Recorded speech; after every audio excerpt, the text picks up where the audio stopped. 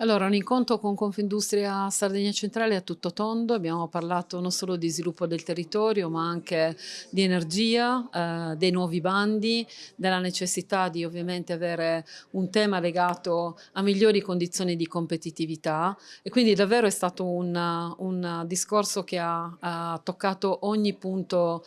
importante per lo sviluppo economico di questa parte della Sardegna. Abbiamo parlato anche di progetti trasformativi come l'Einstein Telescope, ci siamo confrontati relativamente allo stato dell'arte, e abbiamo condiviso che questo territorio ha necessità, proprio per la sua conformazione, di impegni strutturali anche da parte della Giunta. E quindi la cosa importante è essersi confrontati non soltanto su temi ovviamente che sono continui, è la terza volta che incontriamo in un anno e mezzo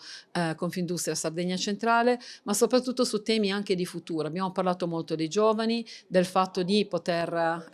capire come mantenere la possibilità, attraverso dei progetti costruiti su di loro, di potergli creare occasioni di carriera, e anche abbiamo parlato molto di cultura di impresa e come fare sistema con i fondi europei e regionali.